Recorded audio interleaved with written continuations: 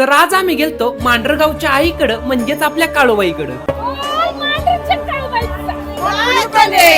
तर रामकृष्ण हरी मंडळी, तर मांढरच्या आईचं आहे ना माझ्या मम्मीच्या अंगामध्ये वार आहे, म्हणून वर्षाकाठी देवीला जाणं आणि निवद बोन करणं हे तर चालूच असतंय. पण आमच्या मम्मीने ना देवीला काहीतरी नवस केलता आणि तो तिच्याकडून विसरला होता. पण आता आईला मम्मीने काहीतरी बोलणं केलंय म्हणलं ते पूर्ण करायलाच पाहिजे. पण मम्मीने काही नवस केलता तोच तिच्या लक्षात नव्हता, म्हणून देवी करताय ना निवद बोन, साडी चुडी, समई, नारळाचं तोरण, जेवढ्या गोष्टीविषयी मम्मीला वाटत होती बोलली असन तेवढ्या सगळ्याच गोष्टी केल्या. आणि दुसऱ्या दिवशी ह्या सगळ्या वस्तूंसोबत त्याच्याच बरोबर आमच्या घरच्यांसोबत आणि घरच्या देवीसोबत आम्ही निघालो काळूबाईला. जमिनीवरती जर स्वर्ग उतरला ना तर तो कसा दिसन, तर तो असा दिसन. आपल्या काळूबाईचं देऊळ आहे ना असं वाटतच नाही मांढरगावात आहे, असं वाटतं डायरेक्ट स्वर्गातच. मग तुम्ही कधी आलाय का नाही मांढरगावात आपल्या काळू आईच्या स्वर्गात? इथं आलं ना आईची भेट तर होतीच, वर इथंच राहायची इच्छा होती. आणि ते कायमुळं तर ह्याच्यामुळं.